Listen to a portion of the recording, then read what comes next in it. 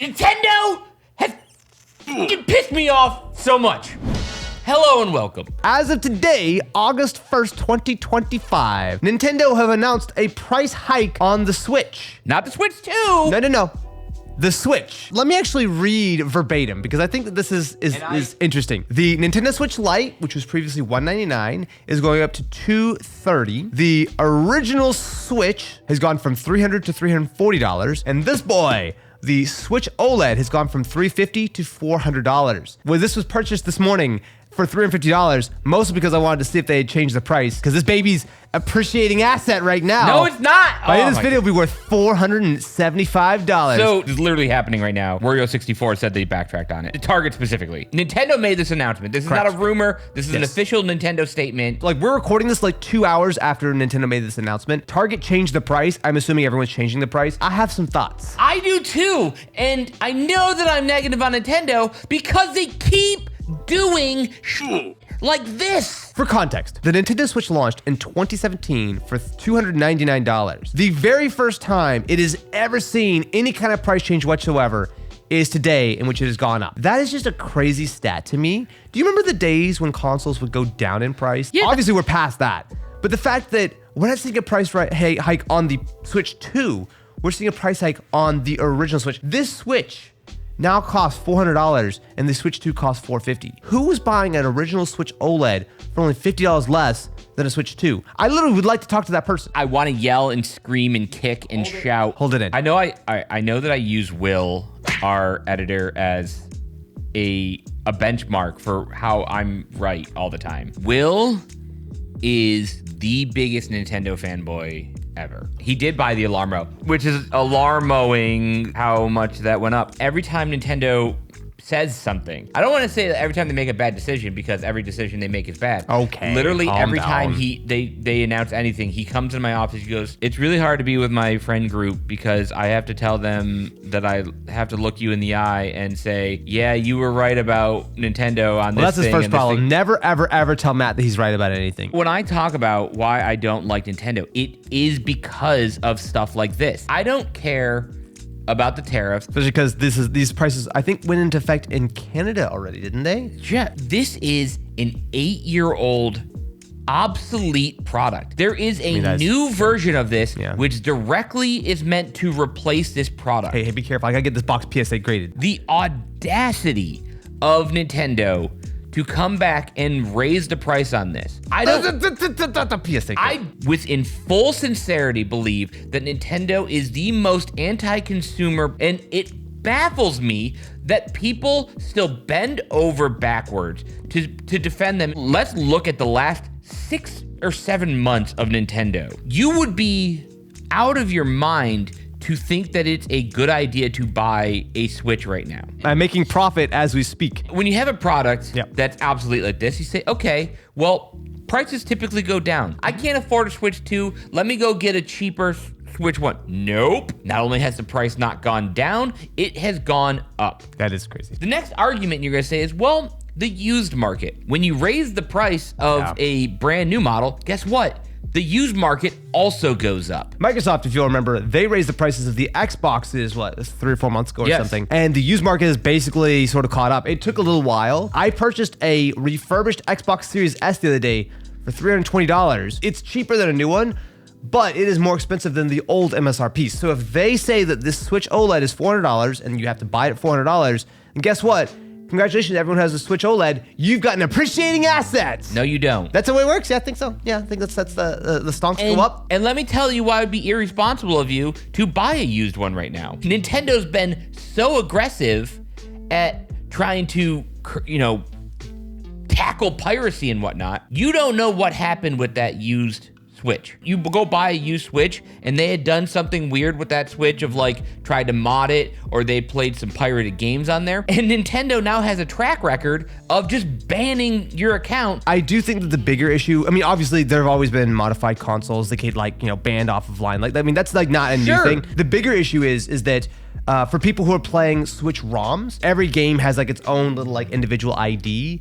And that if you make a backup copy, if those two versions are ever online at the same time, you get banned. Say I'm a person with somewhat dubious ethics, if I make a backup copy of my game and then sell it off, then if I'm ever playing that backup copy of the game at the same time you, the sucker who had no idea that you bought mine, then Nintendo goes, ooh, there's someone playing the same copy of this game twice. Ban, ban, ban, ban, ban. And the problem is that if you ever buy a used Switch game, you have no idea if someone made a backup copy of it before, because if they did, then that is literally a poisoned game that could cause you tremendous pain. It sets a precedent, and right now it's just games. Remember when you could dual boot this and do Android on the original Switches? What's to say like, oh, you know what? There's still some of those floating around. We want to ban those, and you go to buy a used Switch and someone had tried modding it in the past, and now suddenly like you bought a Switch that could potentially get your account banned. Actually, you know what, can I spoil a little bit of an upcoming main channel video? Yeah. Basically, there is a new thing going around. You can purchase not like a gray market key,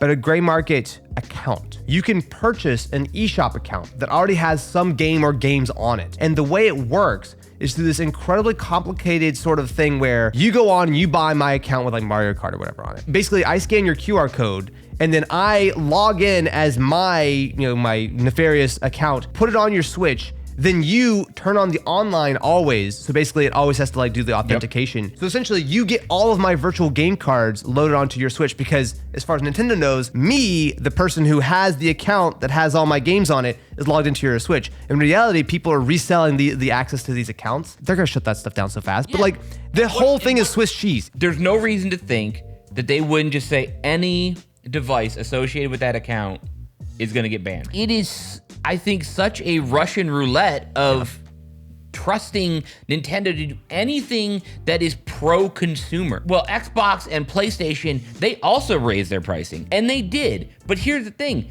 those were current generation consoles. Imagine if Microsoft did that. The pitchforks and the torches, literally the only positive thing I can say about Nintendo as a company is that they've, for the most part, managed to avoid all of the layoffs and whatnot. What we're looking at is the Switch 2 still at $450. They've not raised the price on that yet. In Nintendo's press release, they specifically do not commit to not raising the price of the Switch 2. And the way they word it tells me they're definitely going to be raising. Would you like me to give you the exact quote? Pricing for the Nintendo Switch 2 system, as well as Nintendo Switch Online memberships, will remain unchanged at this time. However, please note, the price adjustments may be necessary in the future. In the next few months, we're going to see a price hike on the Switch 2. There is one big elephant in the room here. I mean, yeah, they're raising the price by the amount of the tariffs. It's not like this is some magical thing where Nintendo just decided to get a little bit more greedy. They're literally raising. This is them getting greedy. This is an obsolete product. Sure. Was already pretty obsolete a couple of years ago. They're like, you know what? You're gonna keep buying it, so we're gonna keep doing this. The Switch 2's out, and we've already had like that was already super expensive, and they're saying like, okay, well, people can't afford that.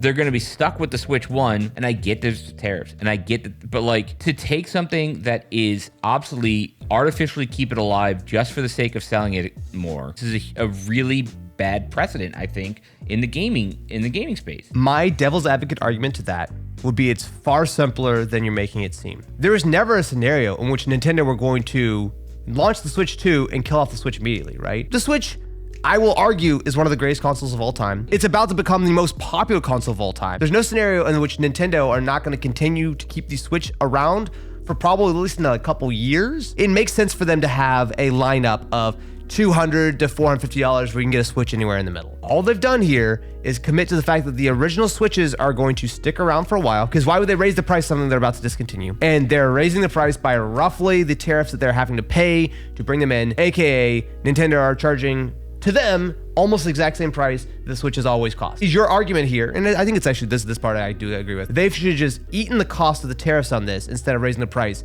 and that would have effectively been the price cut that you would traditionally see. In lieu of the price cut that should have happened probably 3 years ago. But I guess my argument there is, why would they cut the price of something that's very successful? Every other company, when the new thing that replaces the old thing comes out, the old thing goes down in price. But that didn't really happen. That hasn't happened in the gaming industry. Like, when's the last time a new console came out and it lowered the price of the old one? Because those prices were already lower. Part of why Matt is so pissed off is that, like, we're talking about consoles like stocks. You shouldn't be like, oh, I should buy the dip on the Switch. That's crazy. They have doubled down on every decision that is negative, whereas other companies have backtracked. Well, okay, you say that.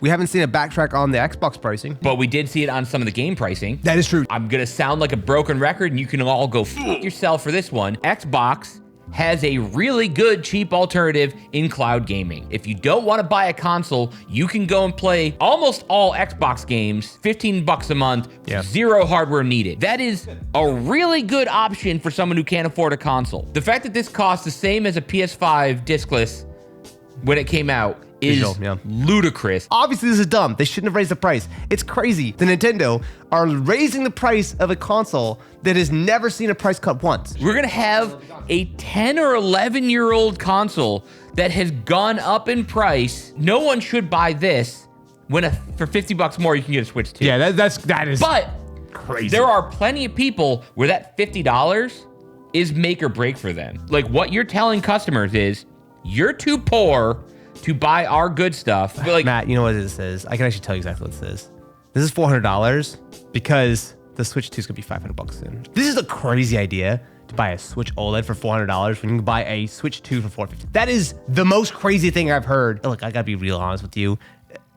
Nintendo did not want to pass on. They didn't want to eat the price of the tariffs, so they're passing it on to you because guess what? People are still going to be buying Switches. They're just like they're still buying Switch 2s. In a couple months, once this all sort of dies down, they're going to make the decision of do they want to eat the price of the tariffs on the Switch 2, or are they going to pass the extra $50 or $60 or $75 on to you as the consumer because they know that you're absolutely going to buy it because the Switch 2 is still incredibly successful. I'm sure they're waiting to watch the sales numbers. And if the sales numbers look like they're starting to dip a little bit and they want to make sure the Switch 2 is successful, they'll eat the price. But if it looks like it's still actually being successful, they're like, whatever. Sorry, we got to raise the price on the Switch 2 now. I'm actually with you on this. This is not good. I would not be so enraged if this had seen a price cut before. Sure. Like there's a scenario in which the combination, you could poke a hole in any single argument that I make. It's the fact that every single one of them all at the same time, no other company's doing this. Yeah. Even PlayStation is saying,